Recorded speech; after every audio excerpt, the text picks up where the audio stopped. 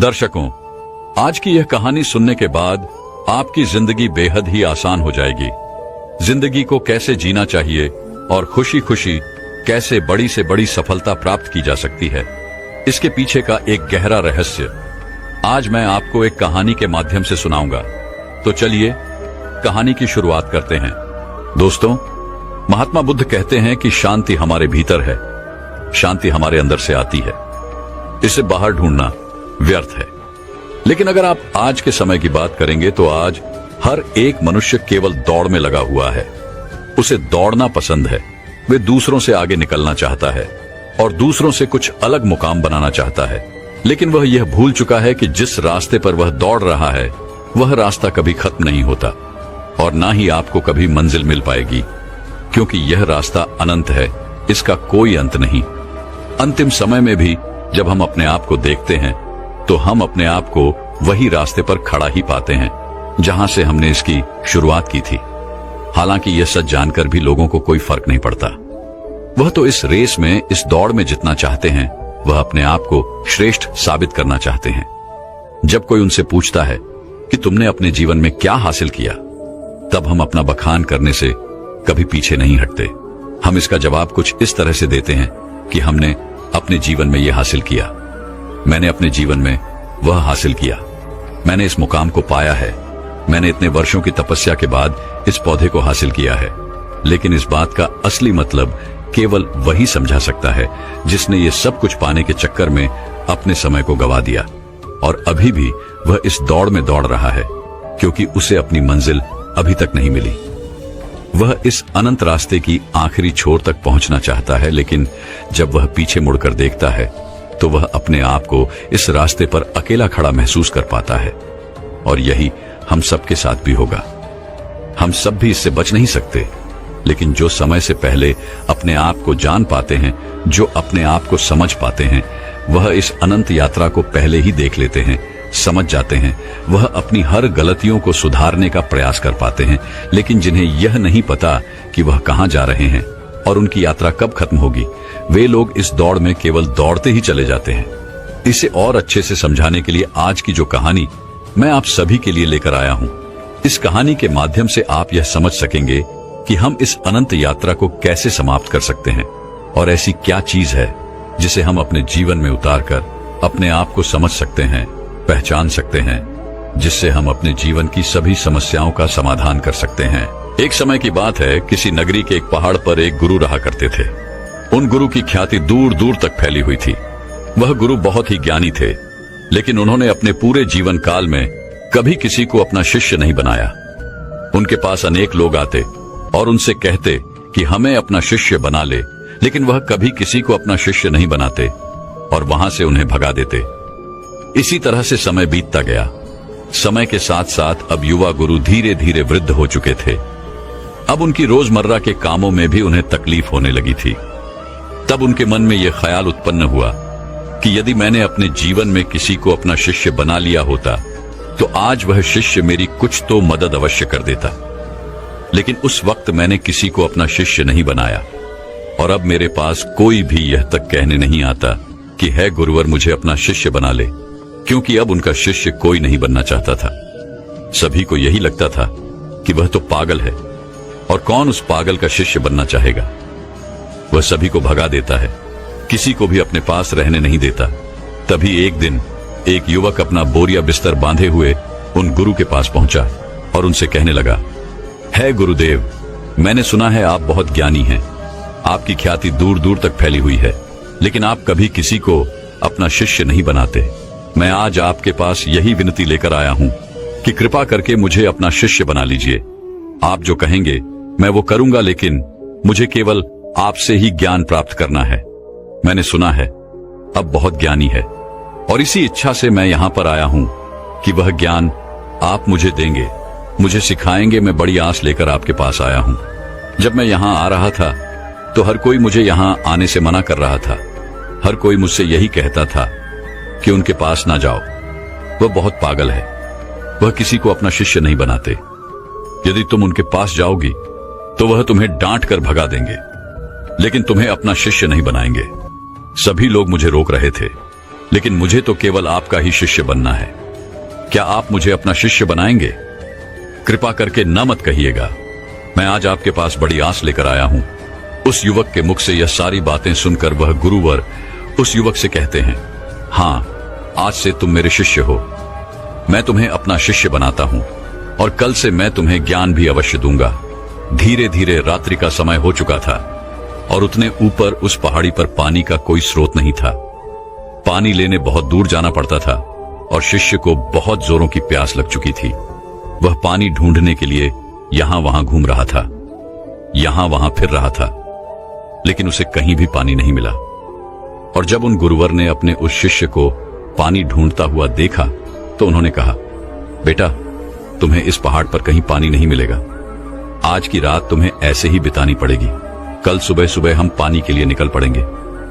उस शिष्य ने अपने और गुरुवर की बात मान ली। उसने जैसे तैसे अपनी रात वहां पर बिताई और अगले दिन सुबह सुबह वह गुरुवर और वे शिष्य पानी लेने के लिए निकल पड़े। वह दोनों एक कुएं के पास पहुंचे। शिष्य को जोरों की प्यास लगी थी।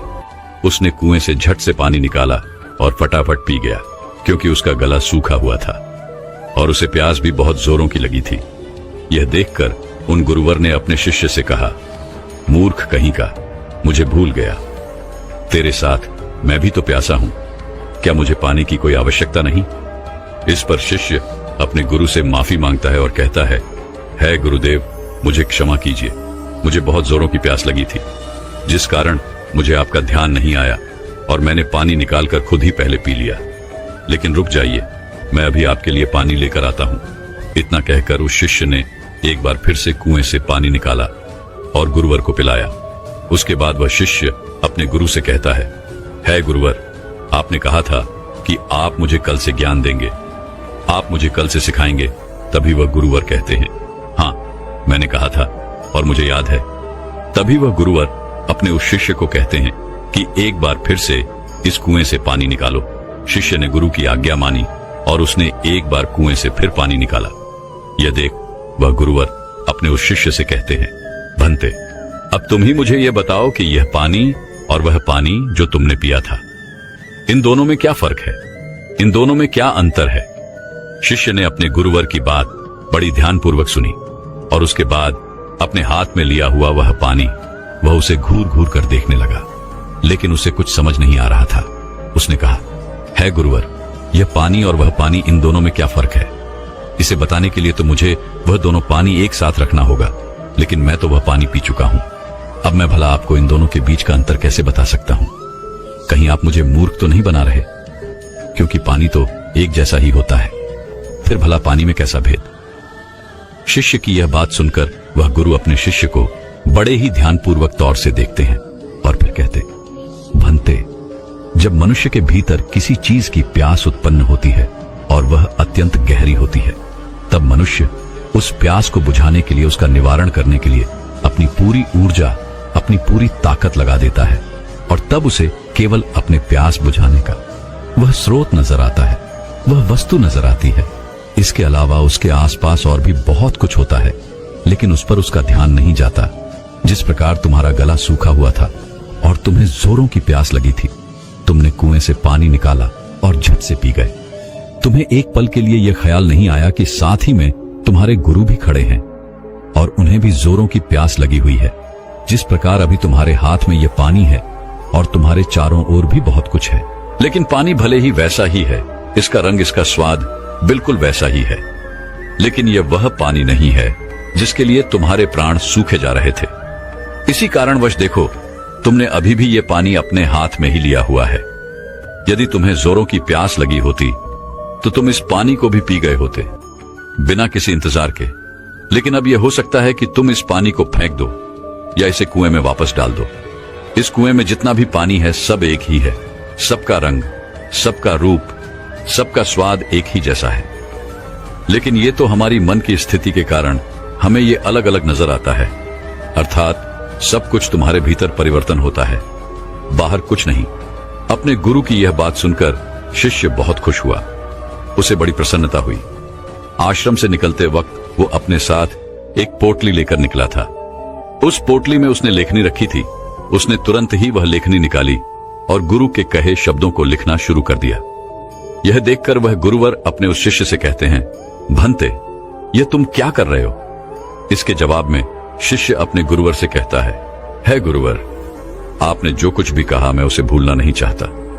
यह सब मुझे सीखना है, मुझे याद करना है, जिस कारण मैं इसे लिख रहा हूं, और बाद में मैं इसे याद भी कर लूंगा। तभी तो मैं ज्ञानी बन पाऊंगा, तभी तो मैं लोगों को ज्ञान बांट सकूंगा। अन्यथा यदि मैं ही आपकी बातों को भूल गया, अपने जीवन में उसे नहीं उतार पाया, तो फिर मेरा यहां पर आना व्यर्थ हो जाएगा। गुरु ने अपने उस शिष्य की सारी बातें ध्यानपूर्वक सुनी और उसके बाद वह अपने शिष्य से कहते हैं, भंते, ये सब तो ठीक है, लेकिन अब चलो, आश्रम चलने का वक्त हो चुका है और फिर हमें अभी भिक्षाटन के लिए भी तो जाना है। इतना कहकर वह गुरु और शिष्य वापस आश्रम की ओर लौट गए और रास्ते में ही उन्होंने भिक्षा भी मांग ली। दोनों जब आश्रम पहुंचे, उस भिक्षा का लुत्फ उठाया। रात में उसे खाकर वह लोग सो गए। अगले दिन सुबह सुबह उन गुरुवर ने अपने शिष्य को जगाया और कहा, चलो हमें कुएं के पास फिर जाना है। इतना कहकर शिष्य और वह गुरुवर उस कुएं की ओर निकल पड़ते हैं। कुछ देर बाद जब वह कुएं के पास पहुंचते हैं तो गुरुवर अपने शिष्य से कहते हैं कि पानी निकालो। वह शिष्य अपने गुरुवर की आज्ञा का पालन करते हुए उस कुएं से थोड़ा पानी निकालता है। तभी वह गुरुवर अपने उस शिष्य से कहते हैं, भंते, कल जो तुमने पानी पिया था और आज जो तुमने पानी निकाला है, इन दोनों में क्या फर्क है? क्या तुम मुझे बता सकते हो? इस पर शिष्य तुरंत ही अपनी उस पोटली को निकालता है जिसमें उसने वो सारी बातें लिखी होती हैं। जब गुरु ने उसे वो सारी बातें बताई थी कि जब मनुष्य को किसी चीज की प्यास उत्पन्न होती है तो वो उसे मिटाने की हर मुमकिन कोशिश करता है और उसके आसपास बहुत कुछ होता है, लेकिन वह उसे देख नहीं पाता।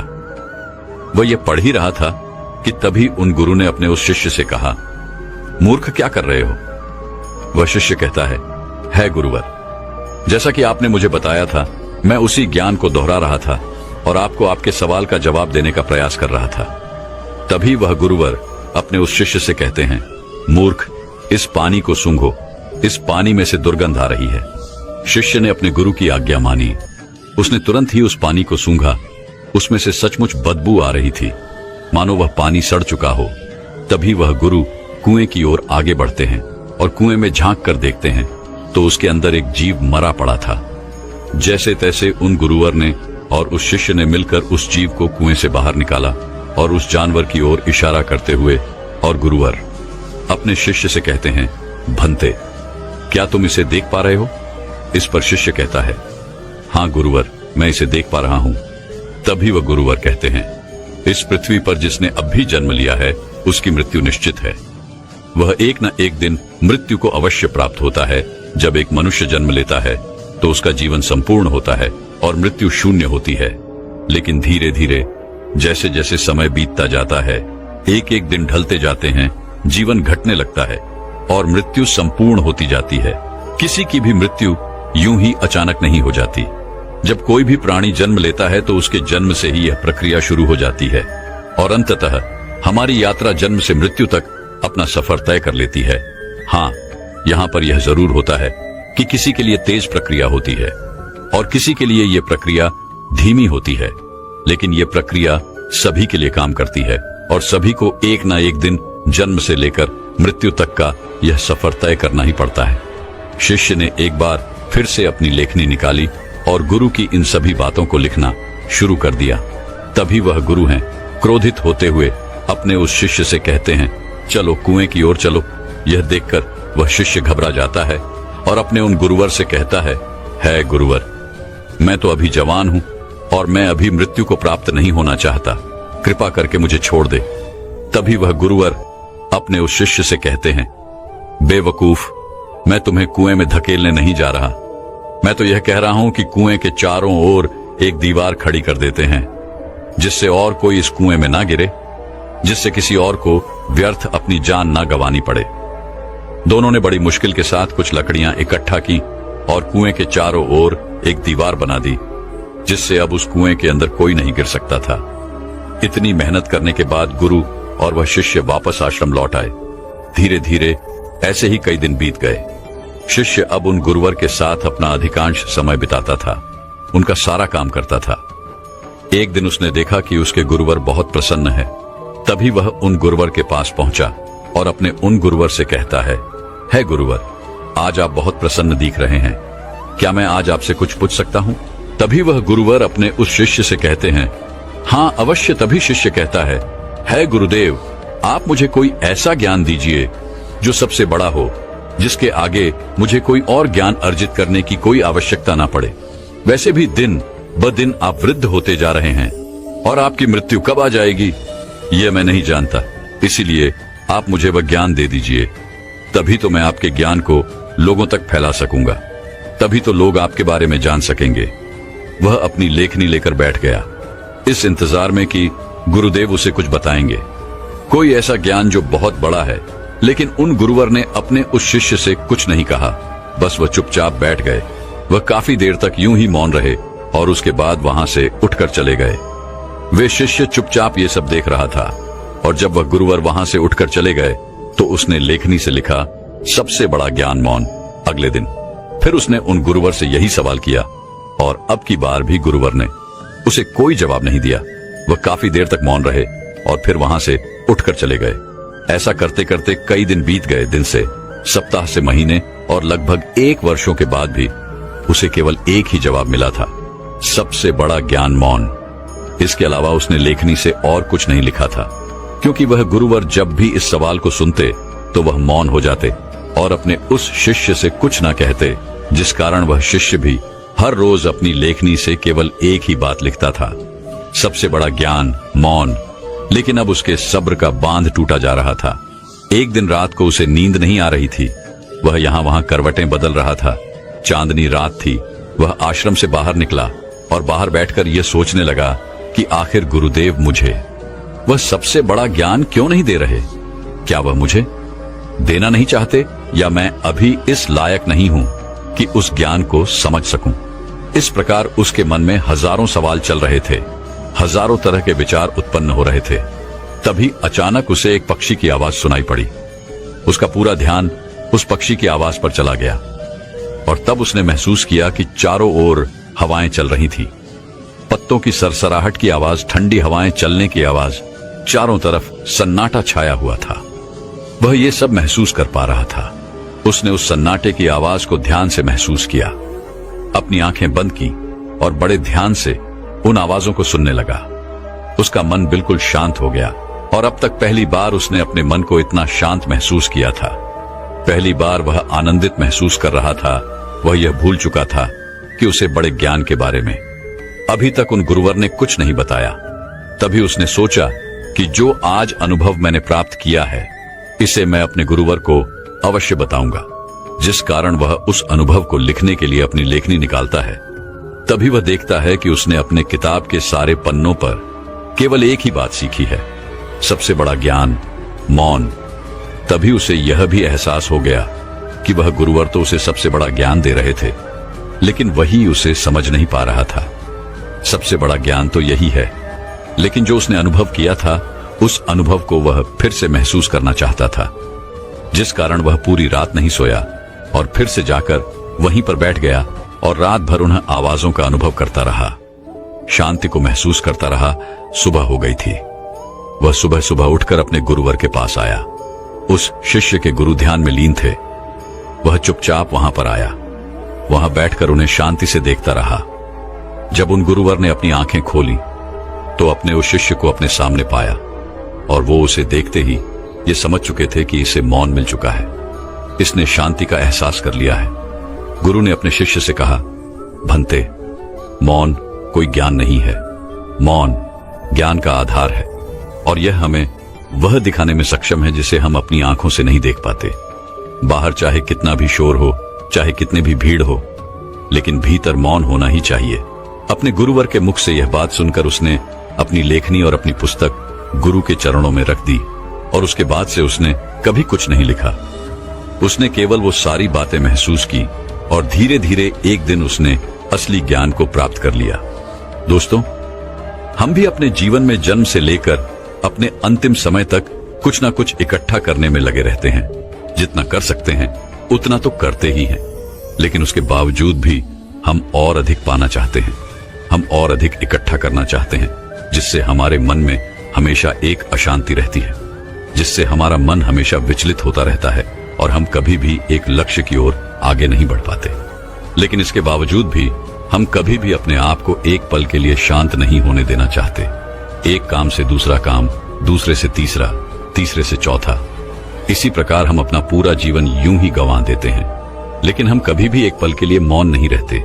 इसी कारणवश हम जीवन भर केवल भागते रहते हैं, लेकिन अपने भीतर की उस शांति का अनुभव कभी नहीं कर पाते, जिस कारण हम सब कुछ प्राप्त करके भी कुछ नहीं प्राप्त कर पाते। हमारा जीवन पूरी तरह से व्यस्त हो जाता है। इसलिए दोस्तों, अगर आप भी अपने जीवन में भागते भागते थक चुके हैं, तो एक पल के लिए मौन धारण करें, क्योंकि वह आपको वह ऊर्जा प्रदान करेगा जिससे आप अपने जीवन में एक सही दिशा प्राप्त कर सकेंगे। अपने भीतर झांकने का प्रयास करें। हम में से अधिकांश लोग मौन का व्रत तो अवश्य रखते होंगे, लेकिन केवल यह ऊपरी तौर पर होता है और भीतर की ओर हमारा मन बिल्कुल अशांत रहता है। हमें किसी चीज में चैन नहीं मिलता। हम केवल यहां वहां भागते रहना चाहते हैं, कुछ ना कुछ इकट्ठा करना चाहते हैं, जिससे हमें कभी भी शांति नहीं मिल पाती और हम यूं ही इस जीवन के भाग दौड़ में लगे रह जाते हैं। अब आप में से कई लोग यह कहेंगे कि मौन कैसे प्राप्त करें, कैसे हम अपने भीतर की ओर जाके, कैसे हम अपने मन को शांत करें। तो इसका एक बहुत ही सीधा और सरल उपाय है, ध्यान। अपने विचारों को, अपने आप को ध्यान से देखें। आप दिन भर क्या कर रहे हैं, आप कहां पर, कितना समय दे रहे हैं। जब आप किसी चीज को होते हुए देख रहे हैं और आपके मन में किस प्रकार के विचार उत्पन्न कर रहा है, तब आप यह भी समझ पाएंगे कि आप कितनी व्यर्थ की बातें सोचते हैं, जिनका वर्तमान से कोई संबंध नहीं है। और एक बात आप यह भी बहुत अच्छे से जानते होंगे कि आपसे बेहतर आपको कोई और नहीं चाह सकता। इसलिए आपसे बेहतर आपका और कोई परिवर्तन नहीं कर सकता।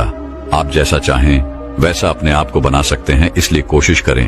निरंतर कोशिश करते रहने पर आप मौन को भी अवश्य पालेंगे और अपने जीवन को एक सही दिशा और दशा देने में सक्षम हो पाएंगे। दोस्तों, उम्मीद है कि आपने आज की इस वीडियो से जरूर कुछ ना कुछ सीखा होगा।